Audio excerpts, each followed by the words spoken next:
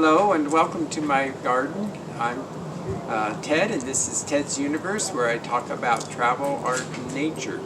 Today I'm going to do an overview of the garden and uncovering some of the plants that went through the winter this year. This is my first YouTube video, and I hope it's the first of many to come. Let me talk a little bit about where I'm gardening. First of all, I moved here to this property in the fall of 2019. This is the second summer coming up, spring, summer, and growing season. The garden is in Albuquerque, New Mexico, and this particular location that I'm in is in USDA Zone 7B. That's the hardiness zone. We are borderline Zone 8A. For example, this winter we went down to about 9 degrees above zero. So, what I want to talk to you today about are the gardens, beginning with this is the tropical, actually more subtropical, but tropical looking section. Right now it doesn't look like a whole lot because the plants are just coming out of dormancy. So it'll be interesting to see this in a few months when things are up and growing again.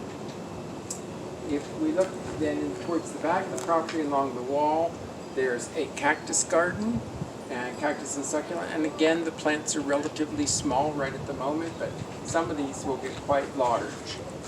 Then we move around and again, more of a tropical section, although there are some spring blooming bulbs that are just finishing up.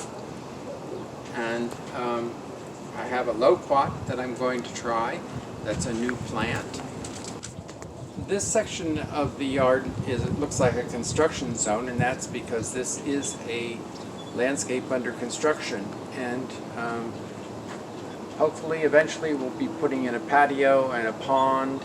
And then if you look to the right of the pond, you'll see I've started with, it's called in permaculture, a native food forest. The cherry is in flower, the western sand cherry, and the algerita has yellow blossoms. If we look around then in the back here, we have what I call a food production area. We have chickens and a vegetable garden. And there are various fruit trees, 2 apple trees, a jujube, and a nectarine. So now what I'd like to do is go and look at some of the plants. Mainly they're banana plants, believe it or not. Some of the tropicals that I've got planted here, or subtropicals really, and see how they fared over the winter. I mulched them heavily with bark mulch, so let's go take a look and see what survived and how they're doing. The first plant that I want to uncover is a plant called Mexican petunia. The Latin name is Ruellia simplex. It is reliably hardy in Zone 8. We are Zone 7, and so this is an experiment to see if it survives. So we'll uncover it today, take a look, see if there's any signs of growth. I really don't expect any. As you can see, I have this mulched heavily with bark mulch, which keeps the soil not only moist, which is important here in New Mexico, but it also keeps it cool. So things haven't warmed up as say the bare ground. So things are still cool and they may take a time to warm up. What I'm going to do today, since we don't appear to have a frost coming anytime, probably not for the rest of the year, I'm going to uncover it and leave it uncovered so the soil can warm up. So let's take a look and see what might be growing or not growing here. So first, let's take a look.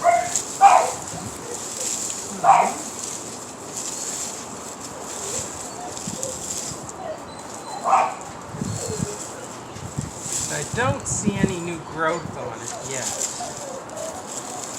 Let's just dig down around and take a look. Obviously the top part's dead.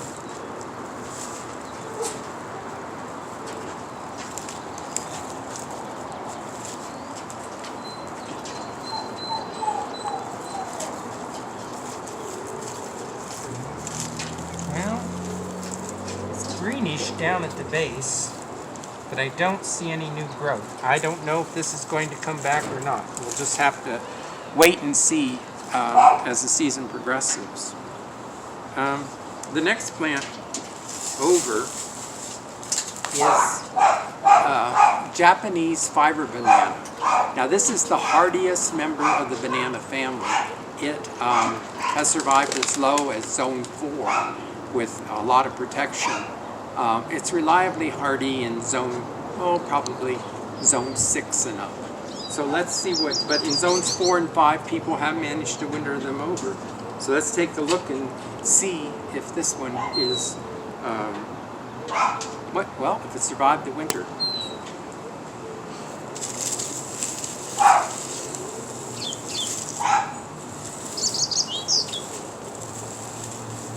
And it has.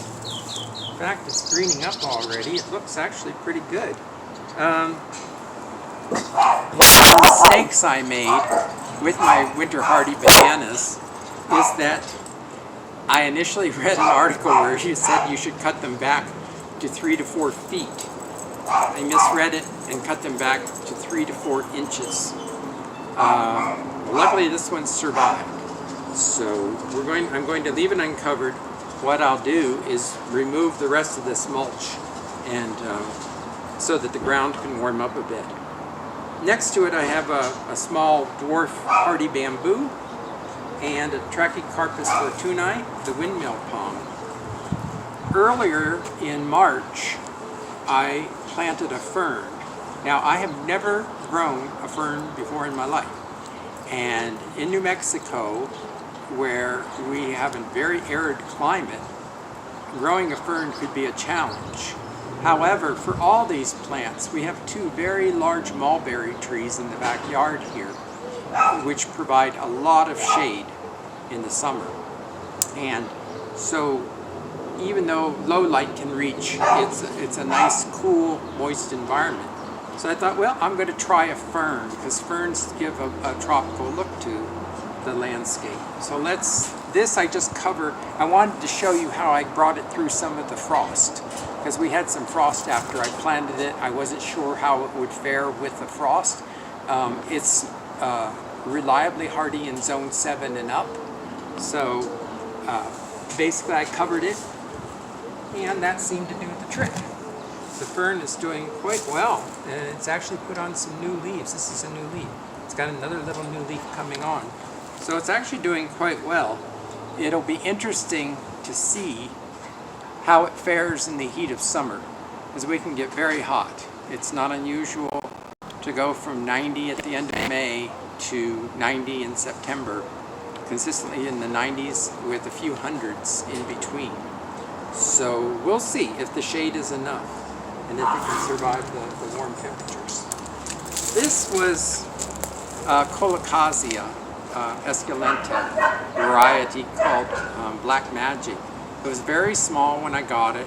It didn't do well over the summer, so I'm not surprised that it didn't make it through the winter. But we'll see. I doubt there's any growth here.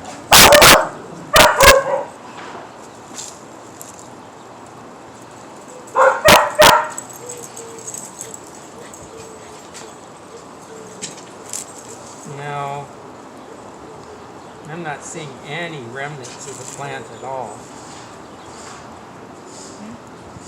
So I'll just have to take a wait and see attitude and see if it grows.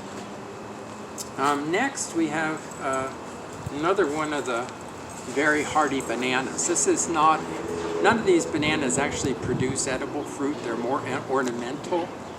Some you can actually, I guess, eat the mucilage fruit or another of the bananas I'm going to show you in a second.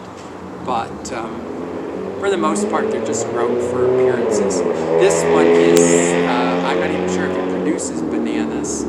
It's called the Chinese yellow banana or the Chinese yellow lotus. And it's a large yellow flower, so I'm hoping it flowers this year. We'll see. It did quite well last year.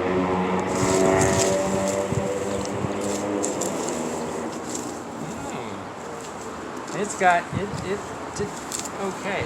It's got a nice thick stem. Good and hard. It'll grow up from the center. Bananas are actually a hardy, a perennial. And what they do is as they form new leaves, the new leaves form the trunk. So they're not a true tree, even though we call them a tree. They're actually a large perennial. And so we'll see how that one does, but it looks quite good. I expect it should grow quite well this summer. Next to it, I planted a Thailand giant elephant ear, Colocasia gigantea. And the leaves on it were about 4 feet wide, maybe 4 feet, about 4 feet wide and 4 or 5 feet long. They're gigantic. And it was just a small plant when I planted it. It only had 3 leaves, 3 tiny leaves. But by the end of the summer, it had huge leaves. So let's take a look and see. It's supposed to be able to survive in Zone 7, even though it comes from Thailand. Let's take a look. Oh, there it is. Yeah. Looks like it survived. Looks like it's got two stems about to grow. So I'm kind of excited about this plant, that it survived the winter.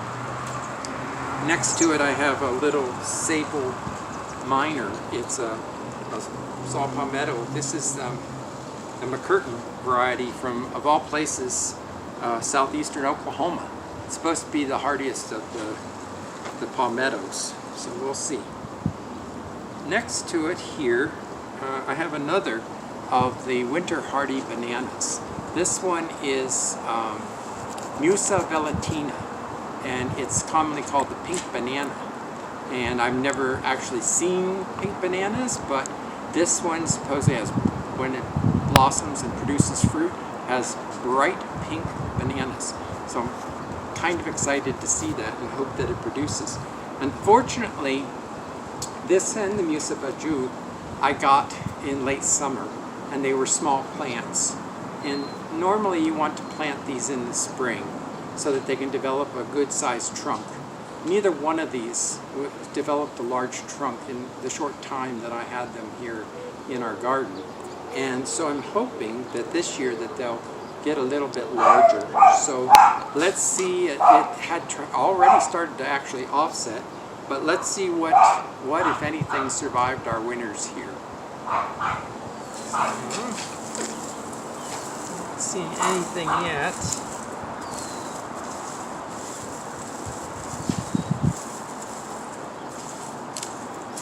Oops.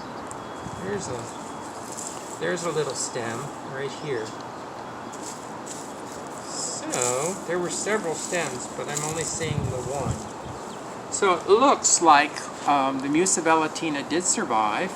It is marginally hardy in Zone 7, so I'm really pleased that this survived and came through the winter. It'll be interesting to see if it gets large this year and actually fruits. We'll see if it produces some pink bananas. That would be exciting. Next to it, and finally, we have a nectarine, a dwarf nectarine. Because we get late season frost and this was blossoming, I put some Christmas lights, non-LED Christmas lights on it, and it brought the blossoms through the frost we had. I also covered it with a sheet at night. So now we're in the warm season. It looks like it's going to be doing just fine. So I hope you enjoyed this video. Thanks for watching. If you liked it, please subscribe to my YouTube channel. And until next time, happy gardening.